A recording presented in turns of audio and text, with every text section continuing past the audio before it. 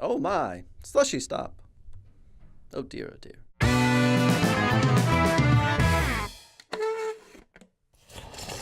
Hello and welcome to Slushy Stop. My name is Nathan and I am joined by Alex and Jake, and we are three guys that are going to talk about movies. Specifically, we're starting the series off with Star Wars, a favorite of all of ours.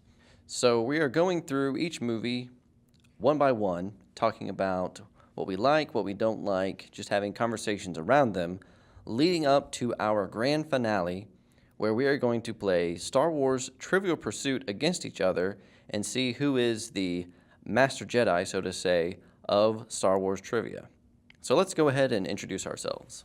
I am Nathan Elder.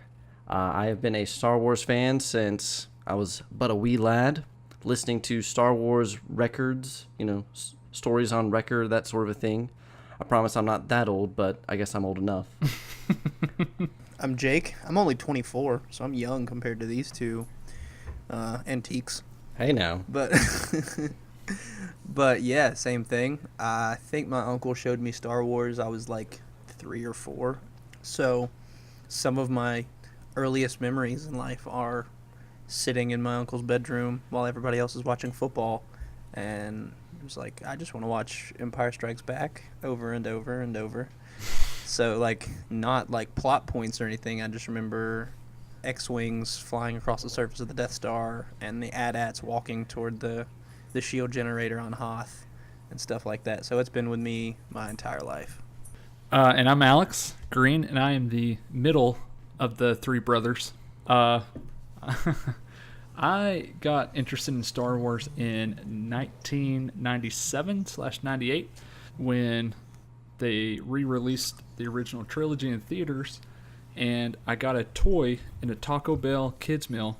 It was Cloud City, and it was a magnetized toy, and you could set it on this pedestal, and Cloud City would appear to float. And I was enamored, so I started getting into it, and bought the movies in a VHS box set, and watched them over and over and over, and been a fan ever since. I've never seen those. I remember the episode 1 ones that Taco Bell had. I had one for years of Tatooine, and it opened up and Darth Maul and Qui-Gon fought. But I've never seen those. That's cool. It's because you're a child. That's true. That's true. I'm the only one here that doesn't hate all of the prequels, I'm assuming.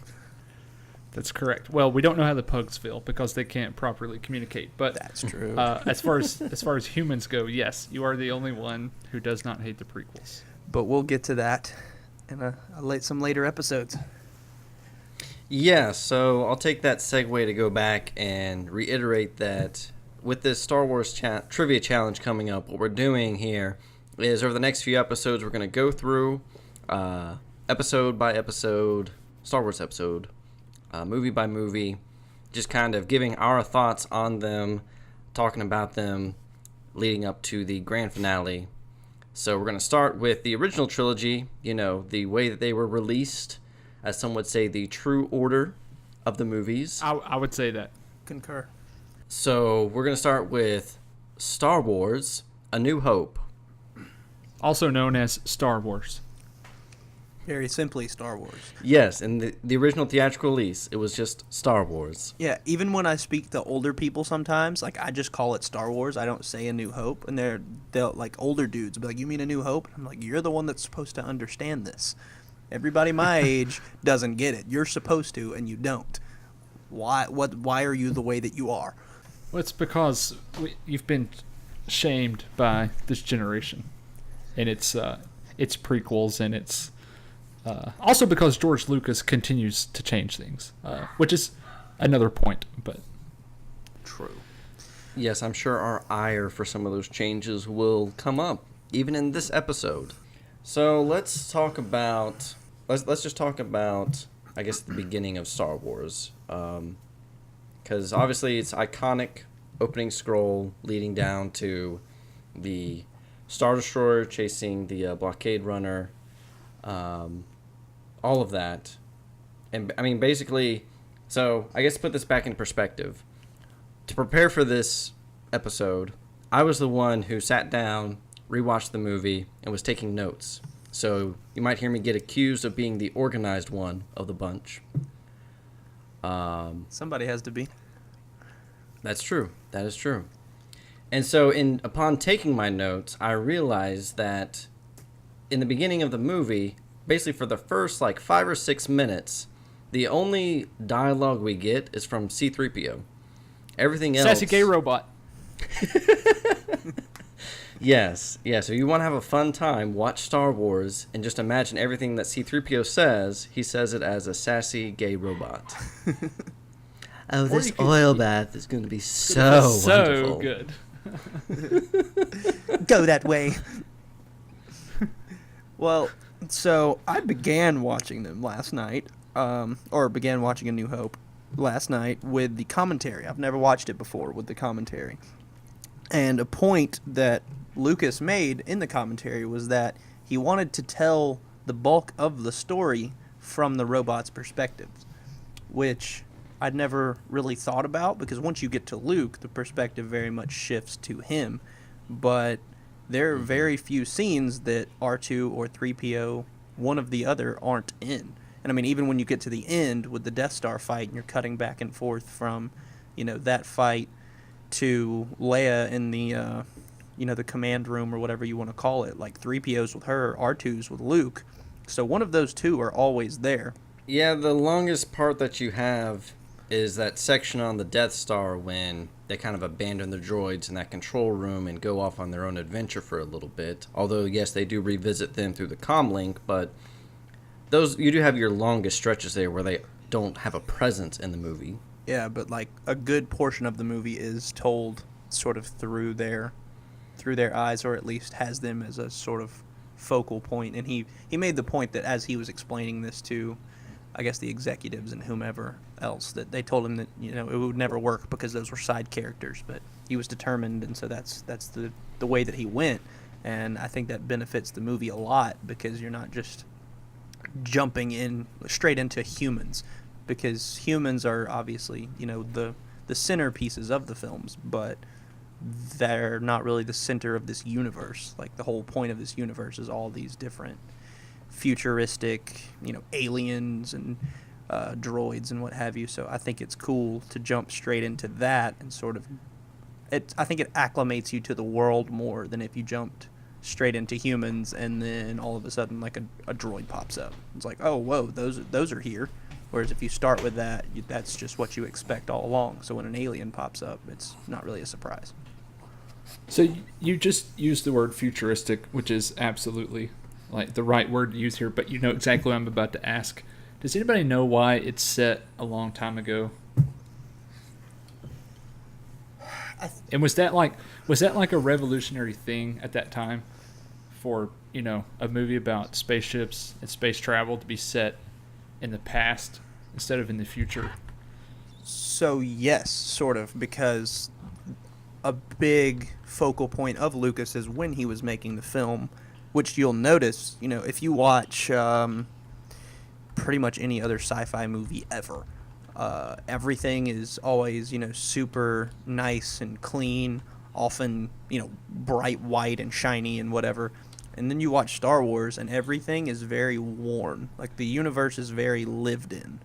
And that was a big thing for him, is he wanted to make a movie where you have this futuristic technology and, it is very science fiction, but the world isn't, this some utopia or whatever. It's almost grounded and realistic in the sense of, like, when a door slides open on a ship, you hear the creaking or the sliding or whatever, where the door's hinges have rusted and whatever, and you get to like Tatooine and whatever, and the place is filthy.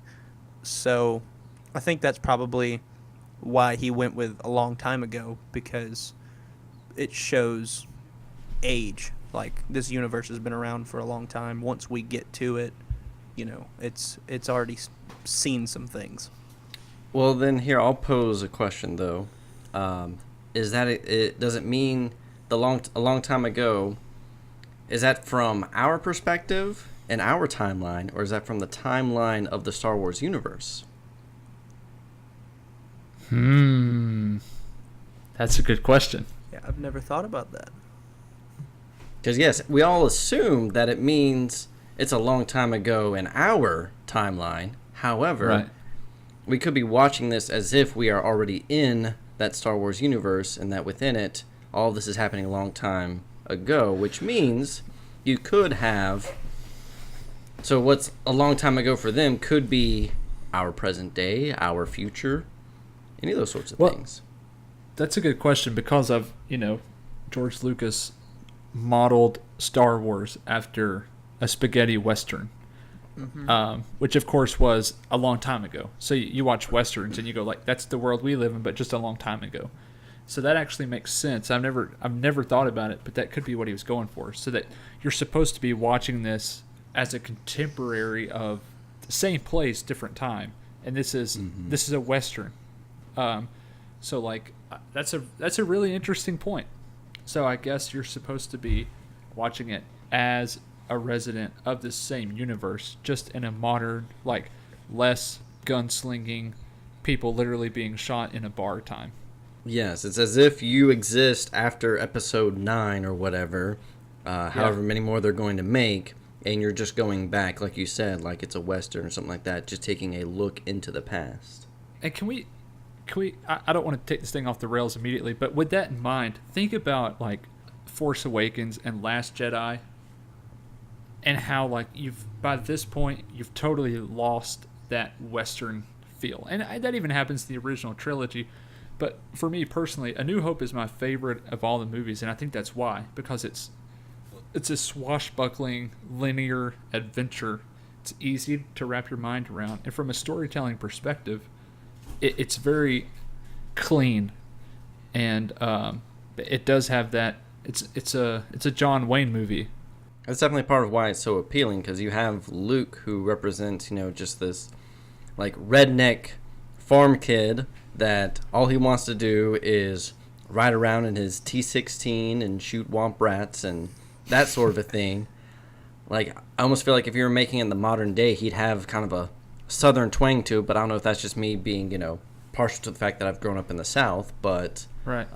Well, and I mean, it's literally like a desert, just like a Western movie. It's a desert. The setting for most of the movie is the desert. And, you have the bar fight. You have little gunslingers and Han Solo and... Yeah. Talking about that spaghetti western style, the movie is very much edited that way as well, which, I mean, I'd known that all along anyway, but having that thought in mind and going back and watch the movie, you can see that much more clearly. Like, Star Wars is known for having the wipe transitions, which even when Star Wars even when it came out, that was still kind of retro and outdated or whatever. But it goes with that, whole spaghetti western theme, in that every time you see one of those wipe transitions, that would mark the end of one episode or whatever of those spaghetti things, and then when the next shot comes up, that would be the beginning of the next episode. Lucas said once again on that Blu-ray, the commentary for the Blu-ray, that he wrote it as though it would be a series of those spaghetti films put together into one big cohesive piece. So yeah, every time you see one of those wipes, that sort of symbolizes the start of a new one. So I think the first one in the film is after 3PO and R2 have landed on Tatooine in the escape pod, and it wipes, and then you just see them walking through the sand with the pod in the background. Yeah. And then the next one after that, if I remember correctly, is when Luke goes and eats with Beru and Owen, and then gets all angsty and mad and goes out and stares into the sun until he doesn't go blind somehow. Looks like I'm going nowhere. Yeah, and then he goes back and finds 3PO and R2's gone and whatever, and they go out and look for him, and he says, we'll have to wait till morning and whatever. And boy, am I going to get it. And then it cuts to black, and then the next thing is Owen getting up the next morning, and that would symbolize the start of another episode of one of those as well. Oh, So I did not know that. yeah, it's very much divided into sections like that. It's edited like a normal movie, but then it's also not.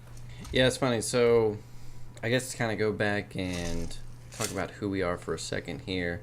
You've got a couple of guys here that are, went to film school, communications, that sort of a thing, and you got another guy that he's also a creative type. So there's definitely going to be some skewing in the way that we read these movies. Definitely going to incorporate more of that, I don't know, filmmaking aspect into it. Yeah, because like the technical side of it is interesting to me, but it's not the thing I notice. So that's a good point, because I was always captivated by the storytelling of Star Wars and the universe building and just the history. But one thing that I find fascinating about it that was so genius of Lucas is to build this universe that's so big, because obviously you can go online, as I'm sure all three of us have done. You can watch hours worth of YouTube videos. You can read Wikipedia or Wikipedia page after Wikipedia page. And yes, that's a very good point. I've always been more about the, like I said, Han, Leia, and Luke each represented these virtues that as a kid, Nate, you and I have talked a lot about how media affects you as a kid, whether you realize it or not, and it's setting certain standards that you subconsciously decide that you want to try to meet. And for me, it was like I wanted to be as good as Luke and as courageous as Leia, but yet also as cool as Han Solo. And those are the things that, when I think about Star Wars, those are the things that stick out to me, is the virtue of those characters. And as cute as Chewie. And as like threatening, but like actually nice as Chewie. Yeah, big teddy bear. Like, I will rip your arm off. I can rip your arm off, but I'm not going to. If you beat me in space chess, I'll rip your arm off. But if you just let me win, everything's going to be fine. Or as we noticed, sitting in the cantina with his mouth open, just like mouth breathing. Also, Chewie, let's talk for a second. I don't want to go off the rails here, but Chewbacca, like, is the guy who sets everything in motion. Like, he's the one that Obi-Wan talks to at the bar. He's the one who's like, yeah, we could probably help you out. Like, without Chewbacca, who knows? They might have gone with that, like, greasy-looking dude. So, that being said, I've never really thought about that. Do you think, now that we've seen, we've had Revenge of the Sith, it's been out for many years, and everyone has seen the quick little moment with Chewie interacting with Yoda, and we find out, that it actually is Chewie, because he says, goodbye, Chewbacca, or whatever. What if... Goodbye, Tarful. Goodbye, Chewbacca. What if Chewie recognizes, like, Obi-Wan's... The lightsaber? Yeah, the lightsaber, or, the way that he dresses or something, and be like, that's a Jedi, and he remembers Yoda, and that's why he's immediately like, yep, I'm not even going to ask Han, like, we got you. Because I don't feel like Chewie's he's not as much of a mercenary as Han is. No, he's like a royal. Yeah. He's like a noble, a high-blooded type guy. Yeah, Chewie's basically just like the way Lucas puts it is he's a giant dog flying a spaceship. So he very much has like simple pleasures. He's always thinking with his stomach, as Han would say. So yeah, like he doesn't. He's giving people hugs left and right, and like they're wandering around the woods of Endor trying not to get... scratches him behind the ear. Exactly. So like he doesn't care about money as long as you feed him and give him attention. I think Chewie would be perfectly satisfied. He's much like these two pugs that are laying on my bed right now. That's a really good point. Like, Chewie is definitely a paragon type figure. Like, only ever a good guy. Like, only a good guy throughout the whole series. And you're right. I mean, you don't forget that, like, Jedi fight with these laser swords. And having been that personally acquainted with Yoda, Wookiees are a long-lived species, correct? Yeah. So, like, at the time of Solo, Chewie's supposed to be like 300 and something, or I don't know. Yeah, so like he's plenty. By the time A New Hope rolls around, like he's a he's a mature adult. He's going to be able to put those dots, connect those dots, and be like, this is a guy that we probably need to help. Exactly. That's a really good point. That's really interesting. And then Han's like, "What can they pay?" Yeah, I don't feel like Chewie gets enough love. I mean, even after they blow up the Death Star, he's the one that doesn't get a medal. Like they just true. tossed him some dog treats and he was fine. He didn't care. And I know that we haven't gotten anywhere. We're doing exactly what we said we didn't want to do. We're getting stuck on the first 30 minutes of the movie. But like with R2D2 and 3PO winding up in possession of Luke Skywalker, I mean, was this a total coincidence? Supposedly, according to canon, was that a coincidence or was it some sort of intentional on R2's part? Does he know? Because his memory's not erased, correct? That is correct. Yeah, I mean, at the end of Revenge of the Sith, you hear Bail Organa say, "Have the protocol droid's memory wiped," but he does not say anything about R2. So, I guess, maybe we're meant to assume that, I don't know, astromechs just don't remember things in the same way. I don't know. I have this conflict within myself all the time. It's one of those things that happens that you go, well, that's awfully convenient, but then at the same time you go, well, if that didn't happen, then there would have been no story in the first place, right? Yeah. It's like, how convenient that they wind up being with the son of Anakin Skywalker. It's like, well, no, that's what a story is. A story is when something like that happens. Like, without that, the movie doesn't happen. So, that's kind of a... Which Lucas himself did say, the droids are very much the MacGuffin of this movie. They're what, they're what the Empire is looking for. So they're the cargo, the ones that are being transported, the object that they want to attain. So, yeah. But at the same time, I mean, R2 though didn't have control over when the Star Destroyer was going to catch up to the blockade runner. What planet they were going to be over, what part of the planet they were going to land on, things like that. So clearly, and I'm glad you say that, because I've always wondered, why didn't Vader go down to the planet himself? And it's because we now know that Vader vows to never set foot on Tatooine again. Mm-hmm. Plus, he's wearing all that black, and dude, it's hot down there. How much of just think, if you're Darth Vader, how much of a wrench in your stomach does it create when you're like, they're like, yeah, they were droids probably stole the plans and they just took an escape pod, they jettisoned it down to the surface. Oh, okay, well, what planet is down there? And someone's like, oh, that's Tatooine, sir. Like, oh, dad gibbet. the one planet in the whole galaxy I've sworn I'll never set foot on again, and that's where we happen to be. Like, he has to know at that point, it's working against him. Yeah, I mean, it's definitely a little convenient, but I don't know. I just tell myself that Luke was coincidence. R2 ended up there. They were going to Tatooine to pick up Ben because Bail Organa had contacted him, and they needed his help. That's right. And so, yeah, Luke. They just sort of happened across Luke, in my mind at least. And R2's sole intention was getting to Obi-Wan, whom he would know, assuming that astromechs have a memory of that kind. That was really stupid of me, because of course you're right. It's not a coincidence that they were at Tatooine. They were there to pick up Ben. So one could assume, though, that if they went down there to pick up Obi-Wan Kenobi, he'd be like, oh yeah, I can do that. But actually there's this kid. It's a long story, but there's this kid I gotta go kidnap before we can go. By the way, Leia, you might recognize him. Just hang out here at my little adobe hut. I'll be right back. Yeah, when you see him, don't have love at first sight or anything like that. Yeah, don't kiss him.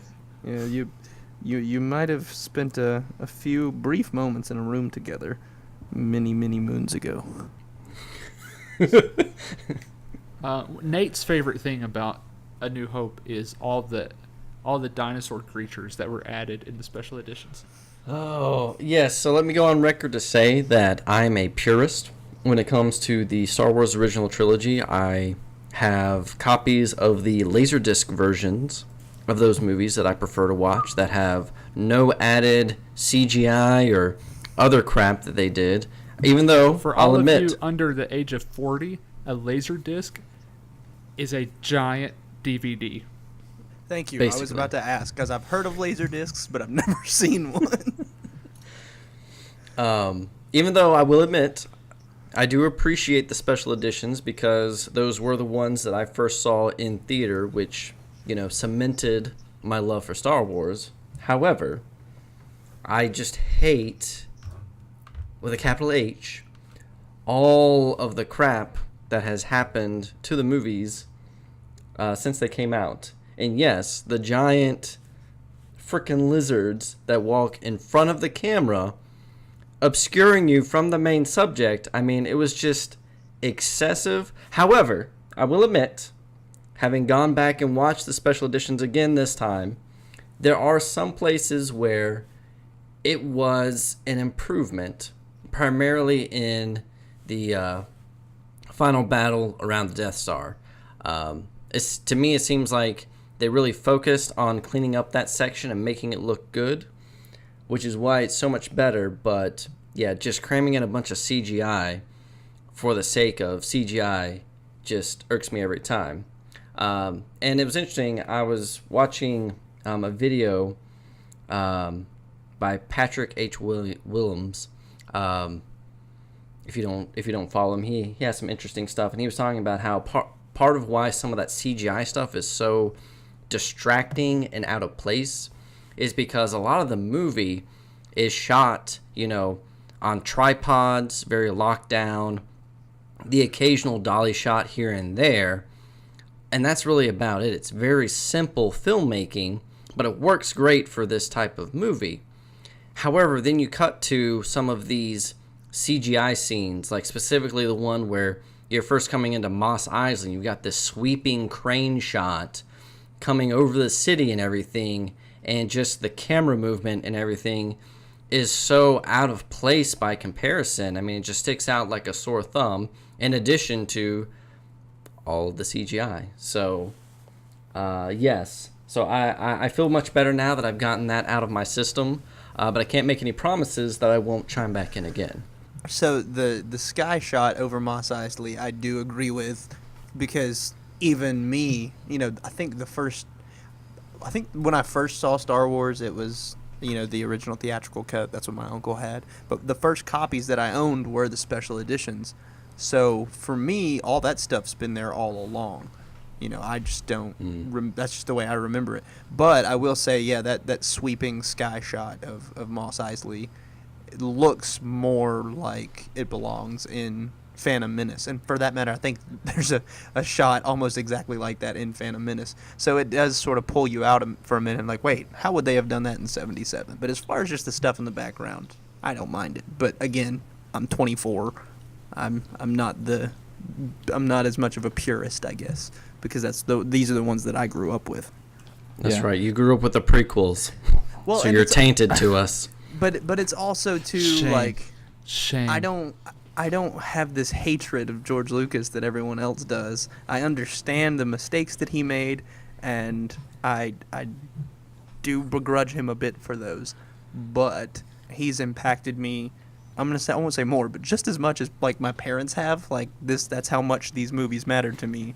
So it is important to me that this movie ends up the way that he envisioned it to be originally. And if this is what he wants, then I'm gonna respect that. But aren't the small imperfections part of the character?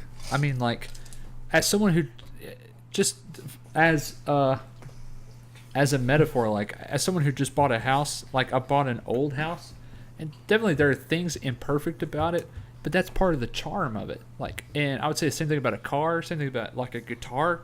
The small imperfections are part of what makes it. It's part of the charm, and it's like it's not the same to go back and fix those things, because you don't buy a house built in 1950. Don't buy a house built in 1950, but you don't buy a house built in 1950 to have a house built in 2018. And I think that's one thing that George Lucas underestimated about fans is. And then you enter into a really interesting conversation about, though, who owns Star Wars at that point. And I feel very conflicted as like a creative person and someone who has created content. I understand why he feels like that's his thing, but at something like Star Wars, like you could also make the argument that it now belongs to the fans. It belongs to people. It belongs to the people. So I think that's where like he underestimates that relationship. And maybe he doesn't. I don't know. Maybe I'm putting words in his mouth, but it's like I feel like he's surprised by the ire of people when he changes things, and it's like, but those small things, those little things, like Aunt Beru saying, "Tell Uncle if he buys a interpreter, make sure it speaks Bocce or whatever." Like, yeah, it's a little weird, but like that's Star Wars. The Crate Dragon call, it's weird, but whatever. It's funny, the points that you're bringing up, Alex, those were actually explored in this great documentary that came out a few years ago called "The People versus George Lucas," and explores that very question of, when does art, transcend the creator's control and becomes, part of the greater consciousness, so to say. When does it become basically everyone's? When does everybody have the right to it and have a voice in what is and isn't right about it? And because Star Wars is the perfect example of it. I catch myself all the time being like, "Oh, George, why in the world would he have done this?" And like he ruined this.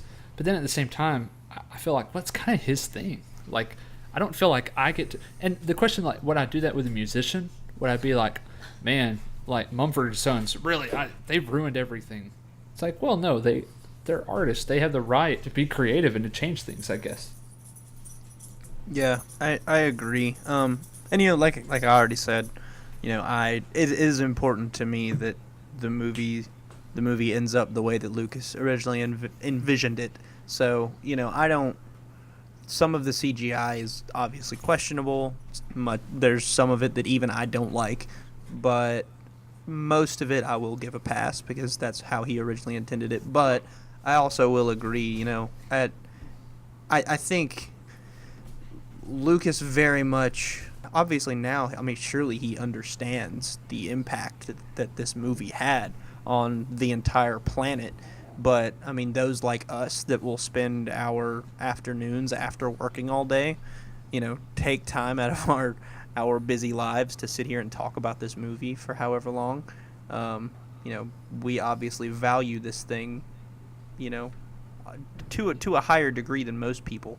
And I think he sort of underestimates that, and he still very much thinks of it as, this is his thing, it's the way he wants it, and sort of, I don't want to say he doesn't respect the relationship that we have with it, but I don't know that he fully can grasp the degree to which we feel about this movie. And part of me says, well, can anybody? But then I look at someone like J.K. Rowling, and like she is someone who I think, and I don't want to turn this into a Harry Potter podcast, but she's someone who I think does get that though. For sure. It's like I see a different reverence toward the fans from her than I do from like someone like George Lucas.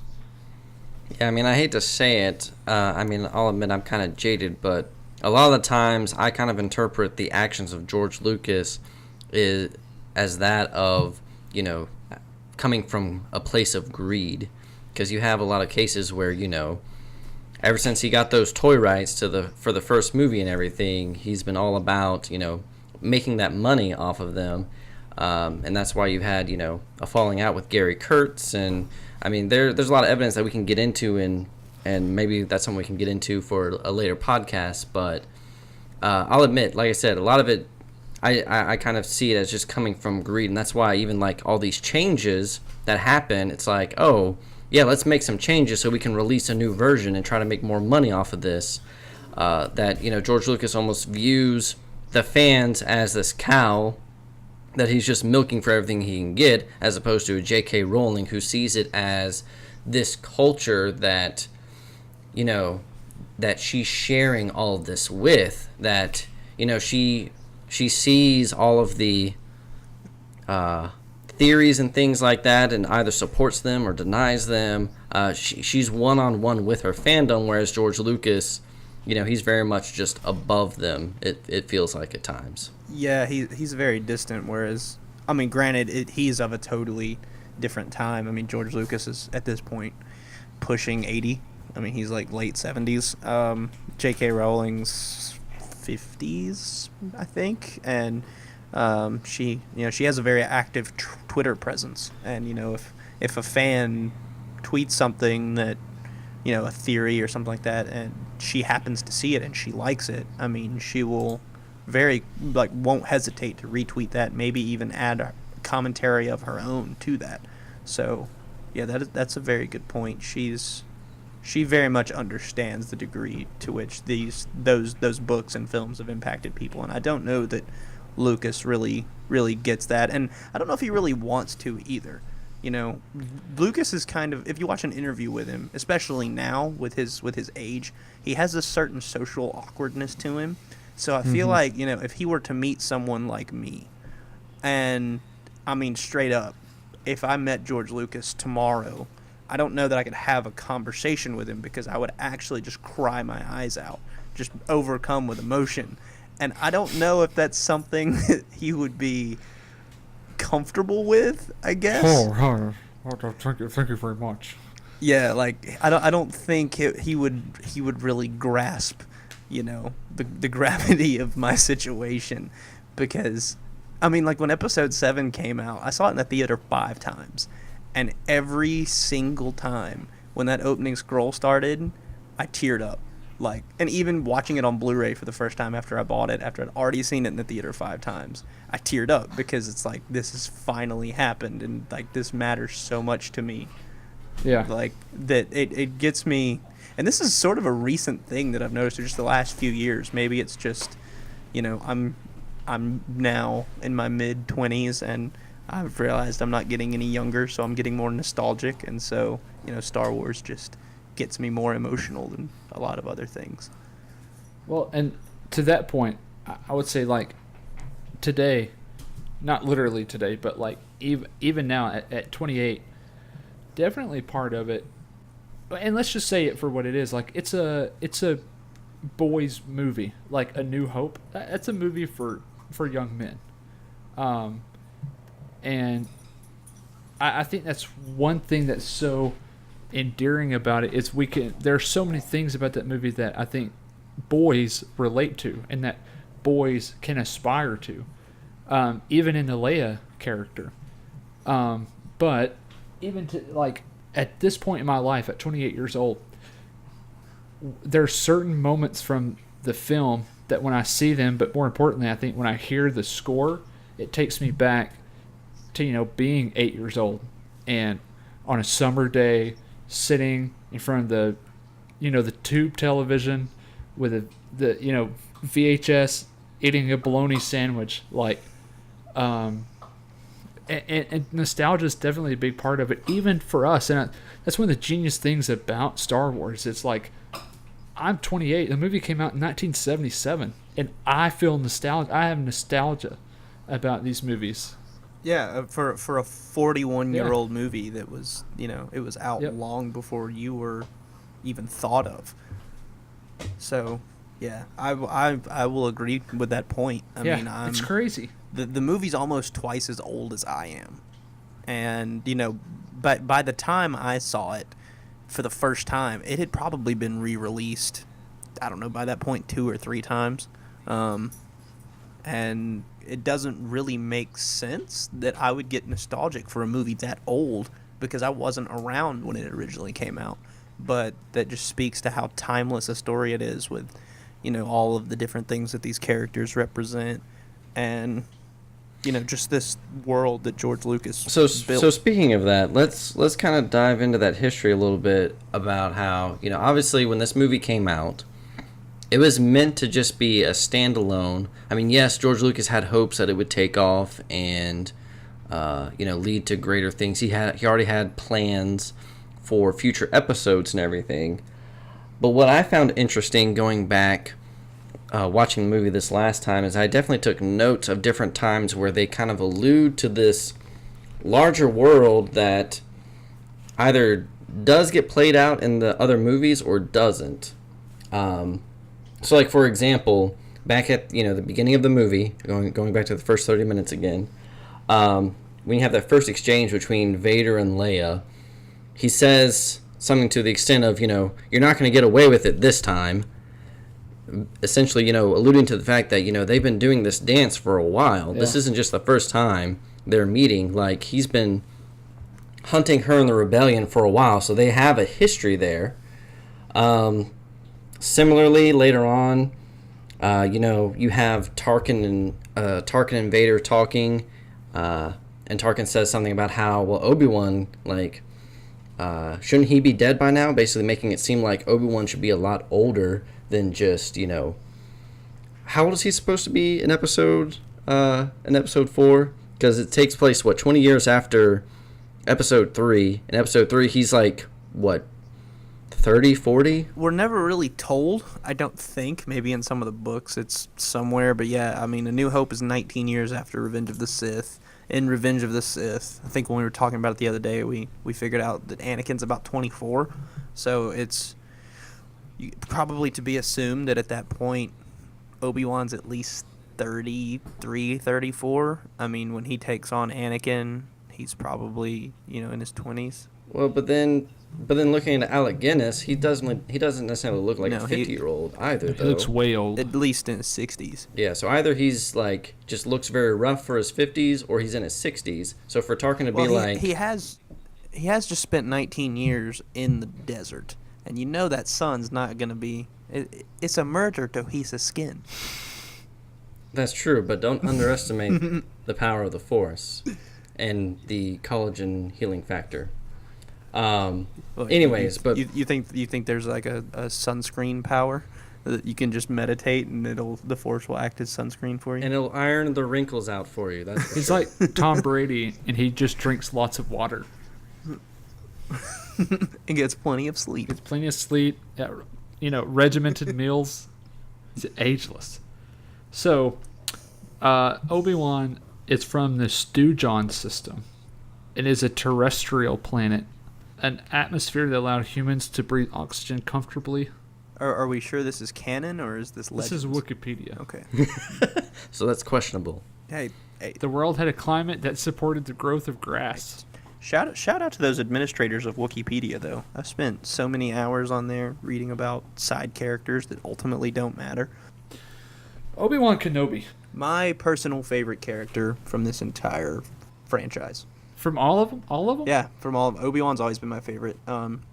As a Oh, child, I think it was simply my favorite color's blue and his lightsaber's blue.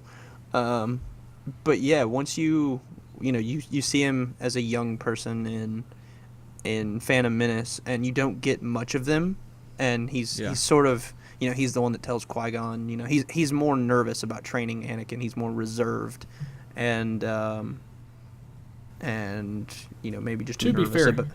he does royally screw it up.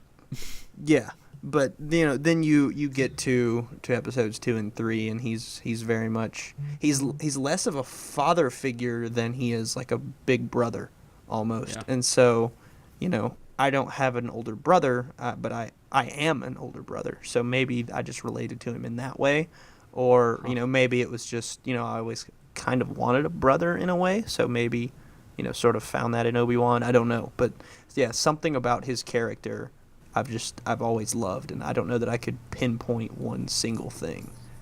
Interesting. I like his lightsaber hilt the most, but The little ball at the end. yeah, and I hate when you get to episode 3 and he ends up having the one from A New Hope, which I mean is cool because that's the one he was supposed to have all along. But yeah, like the one from episode 1 and then the one in cool. episode 2 is very, very similar, and yet it has that stupid little ball with the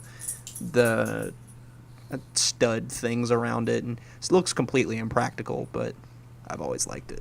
Nate, who is your favorite character from the franchise in A New Hope? Oh, you know what? Honestly, I haven't even, outside of the obvious love for Luke and everything, I haven't really sat down to think about who my favorite character is, in all honesty. Luke may be my favorite character but he's just so boring in like episode 6. Like, here's the thing about Luke. Like, put yourself in the shoes of this guy who's grown up in like the worst place in the galaxy.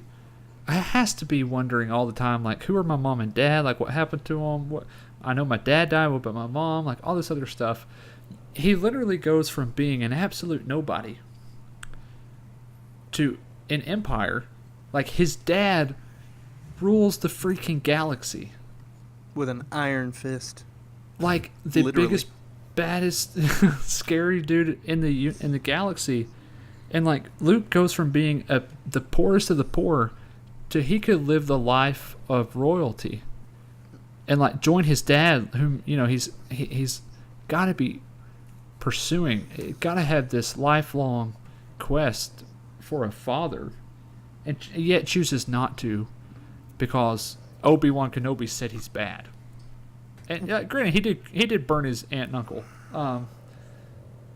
but it's just, I've always felt like Luke, for all the crap that we give him, like that, I hope in a situation like that I would be as good as Luke is, I guess is what I'm saying. As cheesy as that is, but I've always just admired that character so much because he's a guy who has everything to gain from joining the Empire, like, and chooses not to instead. All right, well, let's go ahead and leave some time here for final thoughts about Episode 4, Star Wars. These movies have been around for so long because it's not just something that you go experience and walk away and forget about. It's something that stays with you and elicits conversations, and because it just creates this big galaxy that's worth exploring.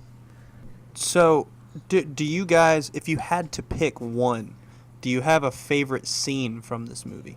Man, it's hard not to choose Luke staring at the binary sunset. I mean, that's... Well, yeah, I mean, as far as shots go, like, that's the obvious favorite for me. As far as shots, it would be, that one, or, probably that opening one of, when you first pan down and the Tantive 4 flies through, and then the mass of the Star Destroyer, is right behind it, and you just see how, like, wow, these guys do not have a chance. And, it's beautiful, and it shows the gravity of the situation. The rebels are sort of this fleeting force trying to fight this massive... Shrinking into the distance. Yeah, trying to fight this massive, dictatorship that they really don't stand a chance against. Until, redneck farm boy comes from nowhere and blows a hole in their big old ship. Well, this one I do have an answer for. I'd have to say, I mean, it's not just one scene, but I guess basically once Han, Luke, and Chewie show up there in the detention block. AA-23. Yes, and they just basically from there forward until, gosh, I mean, if I have to shorten it down, probably just that whole thing in the detention block before they get into the trash compactor. But even some of that beyond the trash compactor, right up until, really that whole escape sequence is just, I mean, that's what the whole movie is about. Because I know Alex, you talk about how the movie is so swashbuckling and this grand adventure and everything, and I feel like that those sequence of events really highlight that aspect of the film. I mean, that's where you have such a great blend of action and comedy. I mean, you have the literal scene where the hero swings across the chasm with the beautiful girl on his arm and everything, as the music swells. Like a pirate movie. Like, this belongs in Peter Pan. It's so wonderful. And they're wearing the stormtrooper belts. This is a tough question for me, but I think the closest I can get to is the sequence of Han, Chewie, the droids, Luke, and Obi-Wan leaving Mos Eisley. Like the ominous music as a like the long-nosed guy is like tracking them down, and there's this awesome tension of like, you're like, and the audience like, come on, go, you're like, you gotta go, and then like, I love the look on Han's face when the first stormtroopers like pop around that doorway. It's like, and he's like, that's the Han Solo that I know and love, like blaster drawn, arm straight out, blaster drawn. Yeah, and you as a see his kid, eyes get wide and everything, and yeah, Chewie, get us out of here. Sprinting down the hallway, those round hallways. I used to, those tiny things, the round hallways, and then like Obi-Wan and Luke and 3PO buckling their seat buckles. And then as a kid, I used to just watch it over and over again. I would rewind it. Kids, rewinding on VHS was much easier than rewinding on DVD. But I would rewind and watch over and over again. It was the coolest thing I'd ever seen. When the Millennium Falcon rises vertically out of the docking bay, it rises vertically and then turns and and then that music. What's that flashing? I think that's my favorite sequence of the whole movie. Like leaving Mos Eisley, and then that quick dialogue between like Luke resents Han, Han resents Luke, Obi-Wan's just like, please don't get us killed. I love that sequence. I love it. You see that's the first time we see the Millennium Falcon also. Like that's what you got to remember, that first time you ever see it. And I was just like, that is the coolest thing I've ever seen. So I'm going to piggyback off that. And this might be a little early. Might have to save the rest of this conversation for the prequels. But that was another thing that I was noticing in this movie is, that relationship you get between Han and Luke. Even in this movie where they've just met and everything, you can see a budding relationship between them. Yeah. Oh, yeah, for sure. During that scene, and then, of course, later on after, they escape the Death Star and everything, they're having that little exchange about Leia.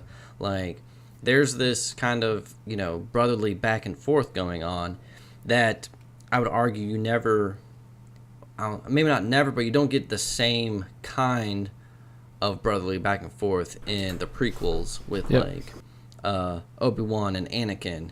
Theirs is a little more condescending and almost tense. Father-son. It's tense. Yeah. Yeah.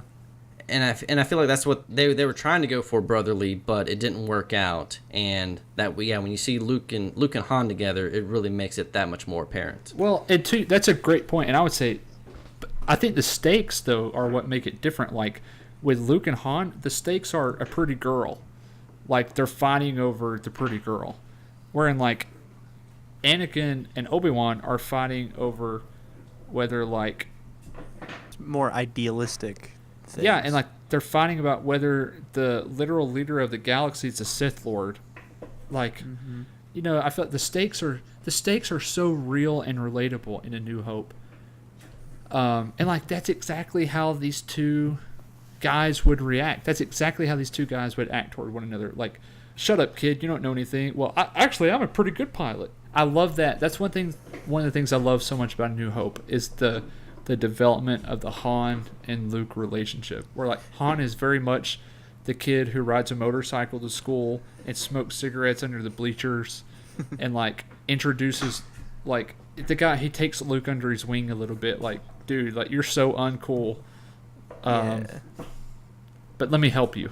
Well, and sort of on that topic, once again back to that Blu-ray commentary, Lucas makes the point that his favorite scene, or one of them in the movie, is when they first land on the Death Star and the Han, Luke, Chewie, Ben, and the droids get to whatever that like control room thing is that the droids end up staying in, and that's the only time that in the movie that really Luke and Han get any one-on-one interaction, and you see the dynamic between them.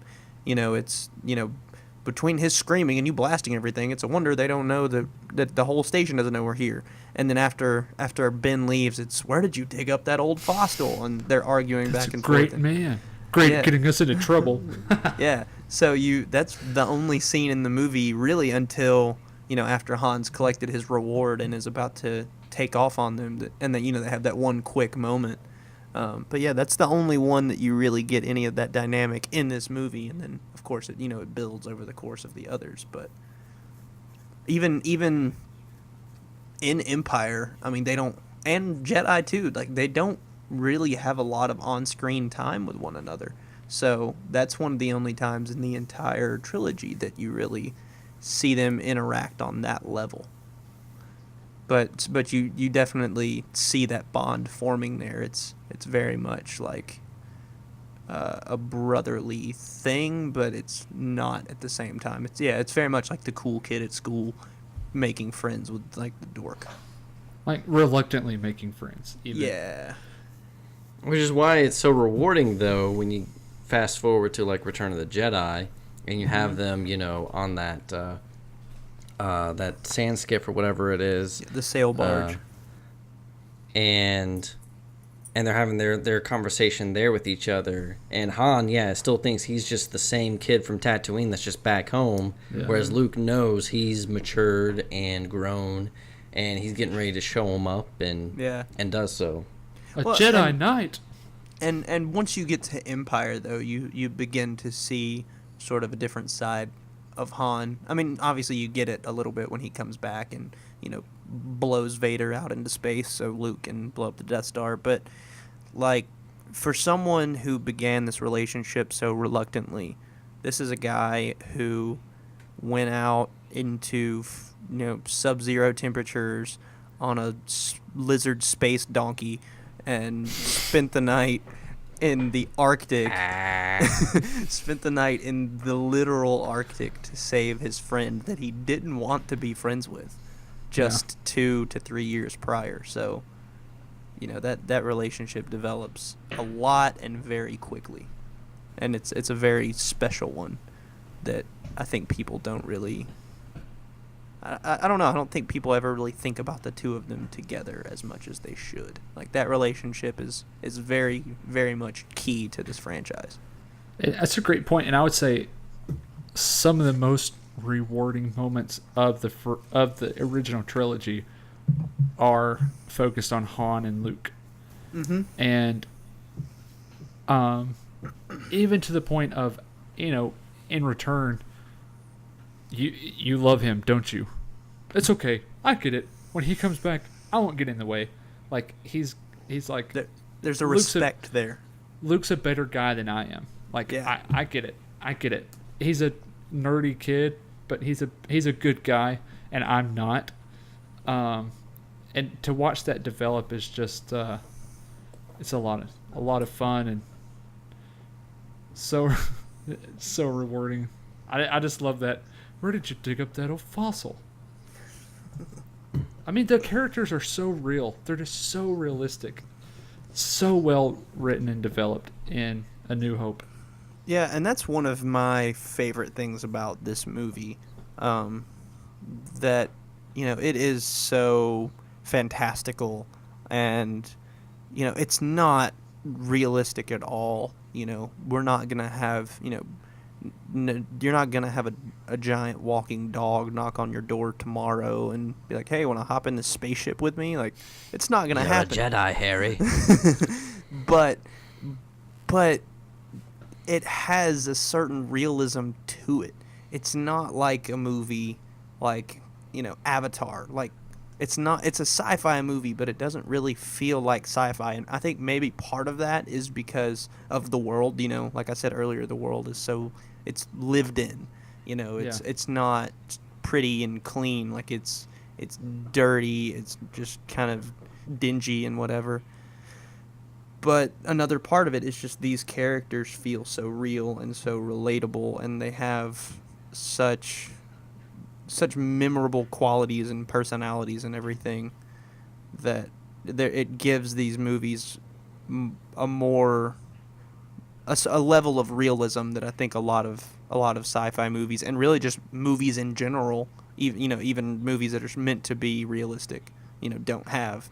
You can watch a movie like, say, The Dark Knight, which was made to feel like, hey, this could actually happen, and that was a focal point of that movie. But it's still, there's something about it that still doesn't have the realism that Star Wars has, even with lightsabers and flying space dogs and CGI lizard creatures walking around the desert city for no reason. The people act like people. I think that's what makes A New Hope so great. The people act like people. Exactly. And so follow the logic all the way through. And so do the robots. And so do the robots. The sassy gay robots. And so does the Wookiee. All right, and there we go. We've brought it full circle back to the sassy gay robot. So I'm not going that way. Don't let me catch you following me, asking for help, because you won't get it. All right, so there you have it. That is our first episode on Star Wars A New Hope. And stay tuned. We'll be back with more. Obviously, next will be Empire Strikes Back, which... The best of them all. I was going to say, a lot of people, present company included, call the greatest of the franchise. But we can get into all that next time. So, thanks for tuning in, and we'll see you around.